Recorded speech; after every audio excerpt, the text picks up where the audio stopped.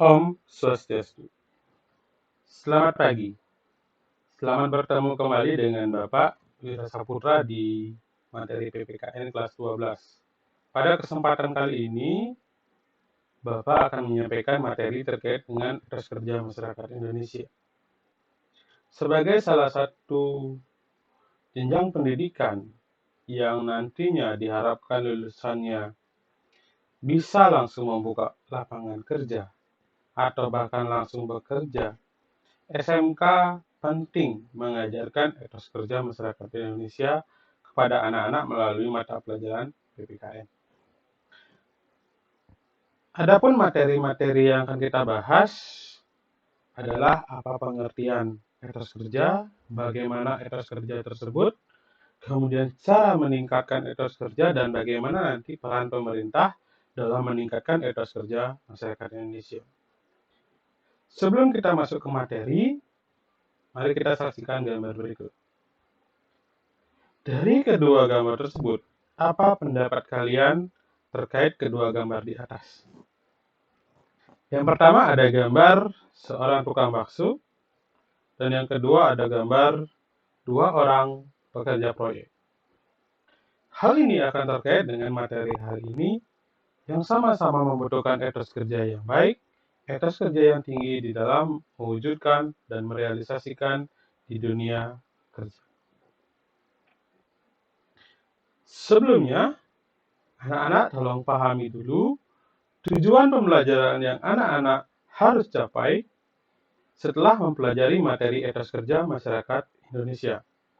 Yang pertama adalah mengidentifikasi etos kerja masyarakat Indonesia yang tepat, kemudian mengambil sikap untuk meningkatkan etos kerja masyarakat Indonesia dengan membiasakan hal-hal positif dalam kehidupan.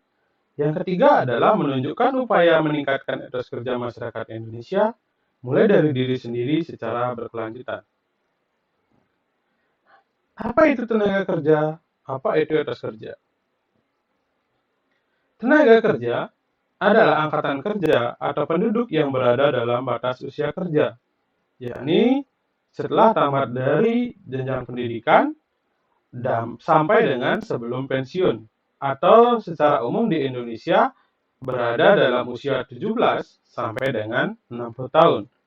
Namun di berbagai daerah dan di berbagai negara, batas usia kerja ini berbeda satu sama lain. Adapun etos kerja adalah semangat bekerja atau karakter seseorang dalam melakukan pekerjaannya. Bagaimana dia melakukan pekerjaannya, itulah yang disebut dengan etos kerja. Bagaimana pengukuran etos kerja? Kapan etos kerja dinyatakan tinggi? Kapan etos kerja seseorang dinyatakan rendah? Kita hanya bisa melihat beberapa ciri-cirinya. Adapun etos kerja yang tinggi memiliki 5 ciri sebagai berikut. Dan ciri ini adalah ciri umum yang disepakati secara umum, bukan mutlak, bukan harus seperti ini. Namun secara umum, orang yang beretos kerja tinggi memiliki ciri-ciri sebagai berikut. Yang pertama, memiliki penilaian positif terhadap hasil kerja manusia, baik dirinya sendiri maupun hasil kerja orang lain, di mana dia saat melihat hasil karya atau hasil kerja, dia selalu memberikan penilaian positif, tidak mengejek, tidak menjelekkan. Yang kedua, menempatkan pandangan tentang kerja sebagai sesuatu yang amat luhur bagi eksistensi manusia, di mana mereka menganggap dan berkeyakin bahwa seseorang manusia yang eksis itu adalah seseorang manusia yang bekerja. Ketiga, kerja yang dirasakan sebagai aktivitas yang bermakna bagi kehidupan manusia. Jadi bukan hanya sekedar bekerja, namun ada aktivitas bermakna saat mereka melaksanakan pekerjaannya. Kemudian yang keempat, kerja dihayati sebagai suatu proses yang membutuhkan ketekunan, sekaligus sarana yang penting dalam mewujudkan cita-cita. Jadi orang yang beretos kerja tinggi, yakin dalam mewujudkan cita-citanya dia harus bekerja. Bukan dengan bermimpi atau bukan dengan hal-hal yang lain. Dan yang terakhir, kerja dilakukan sebagai bentuk ibadah, di mana seperti di keyakinan kita di Hindu, salah satu bentuk ibadah dalam hal ini karma yoga adalah dengan bekerja, di mana kita menganggap dengan bekerja kita juga sudah beryoga, sesuai dengan bidang keahlian kita masing-masing. Adapun ciri-ciri masyarakat atau orang yang beretos kerja rendah mungkin seperti ini, tapi ini bukan justifikasi, ini hanya ciri-ciri. Jadi yang pertama, merasakan atau kerja dirasakan sebagai sesuatu hal yang membebani. Kemudian tidak menghargai hasil karya manusia, baik diri sendiri maupun orang lain. Kemudian kerja dipandang sebagai suatu penghambat dalam memperoleh kesenangan, di mana dia lebih memilih memperoleh kesenangan daripada bekerja. Kemudian kerja dilakukan sebagai keterpaksaan, jadi tidak ikhlas dalam bekerja. Dan yang terakhir adalah kerja hanya dijadikan sebagai rutinitas, bukan suatu hal yang bermakna. Ada banyak hal yang mempengaruhi bagaimana etos kerja seseorang, di mana dengan agama yang berbeda tentu saja beda doktrin, beda keyakinan yang dimiliki masing-masing orang. Kemudian dengan budaya yang berbeda-beda juga sama. Dan yang terakhir, ketiga, sosial politik, di mana masyarakat heterogen akan berbeda dengan masyarakat homogen dalam menyikapi etos kerja. Kondisi lingkungan, di mana masyarakat yang tinggal di pegunungan akan berbeda etos kerjanya dengan masyarakat di pantai. Pendidikan, dan yang terakhir adalah motivasi dari dalam diri.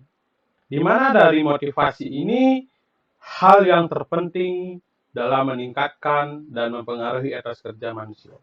Karena sebagaimanapun pengaruh dari luar, kalau motivasi dari dalamnya kurang, etos kerjanya akan tetap rendah. Begitu juga dengan sebaliknya.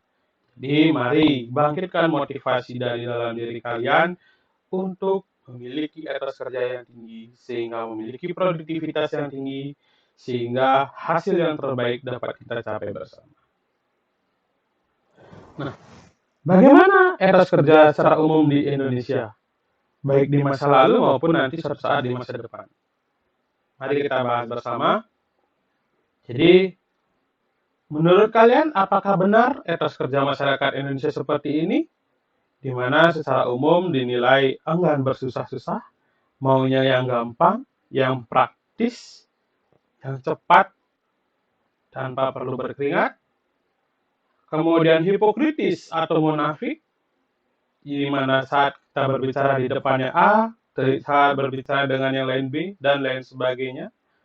Kemudian enggan bertanggung jawab akan suatu hal, kemudian berjiwa feodal, di mana bos masih memerintah bawahan dengan sistem feodalisme, ataupun bahkan berjiwa artistik, di mana dalam setiap segi kehidupan kita ada unsur seninya. Kalian yang bisa menjawabnya, dan kalian yang bisa mengubahnya. Dengan apa kita mengubahnya? Mari kita pelajari bersama. Mengubah dan meningkatkan etos kerja dapat kita lakukan dengan cara yang pertama, disiplin. Disiplin adalah kunci untuk meningkatkan etos kerja, karena dengan disiplin kita menaati aturan, kita bisa membelajarkan diri, kita bisa menyesuaikan diri. Menumbuhkan sikap optimis, bukan pesimis, percaya diri, tidak takut gagal, dan menghargai waktu.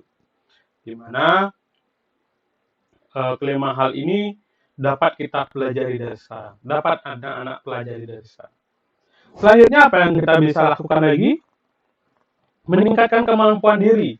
Seperti kata pepatah, tiada hari tanpa belajar. Mari setiap hari kita mempelajarkan diri kita masing-masing.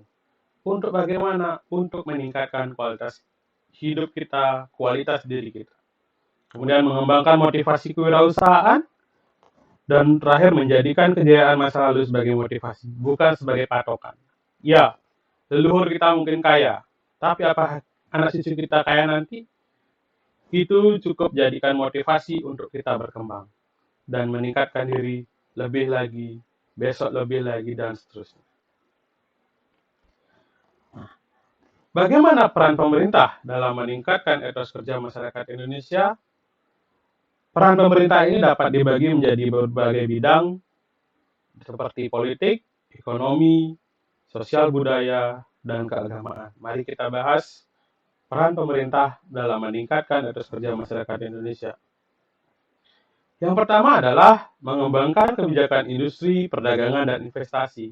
Tujuannya apa? Tujuannya untuk membuka lapangan pekerjaan, membuka dunia kerja yang lebih kompetitif. Dengan hal itu, maka otomatis etos kerja masyarakatnya akan meningkat tanpa diminta, karena kebutuhan dunia kerja yang semakin kompleks dan butuh orang-orang yang kompetitif untuk bisa bersaing di dalamnya. Meningkatkan kualitas pendidikan, pasti. Dengan kualitas pendidikan dan lembaga pendidikan yang baik, maka diharapkan tumbuh individu-individu yang baik pula. Yang ketiga, mengembangkan dan membina kebudayaan nasional untuk membentengi diri dari kebudayaan-kebudayaan asing yang bertentangan dengan kebudayaan kita. Keempat, menegaskan arah politik bebas aktif Indonesia, meningkatkan persiapan Indonesia dalam menghadapi pasar bebas, meningkatkan kualitas komunikasi di berbagai bidang, serta memperkuat kelembagaan dan sumber daya manusia. Di mana dalam bidang politik, kestabilan di dalam negeri dan hubungan luar negeri yang harmonis adalah menjadi kunci bagaimana kita meningkatkan budaya kerja dan etos kerja masyarakat kita. Dan yang terakhir di bidang keagamaan, meningkatkan peran serta dan fungsi lembaga, memperkukuh jati diri kepribadian bangsa, dan memperkuat kerukunan bermasyarakat, berbangsa, dan bernegara. Dengan kerukunan antar umat beragama, niscaya apapun yang kita rencanakan, apapun yang kita susun, apapun yang kita kerjakan, dapat berlangsung dengan baik, aman, dan damai. Satu pesan Bapak lagi, di luar dari peran pemerintah dalam meningkatkan etos kerja masyarakat Indonesia adalah mari bertumbuh bersama, saling pegang dengan teman kalian, saling memberikan masukan, saling membantu, sehingga anak-anak kita semua dapat bertumbuh bersama, dapat mencapai tujuan bersama, dan pada akhirnya dapat sukses bersama. Sekian materi dari Bapak, semoga dapat bermanfaat, semoga bisa menjadi tenaga kerja yang memiliki etos kerja yang tinggi, dan sukses di dunia kerja nanti. Selamat pagi.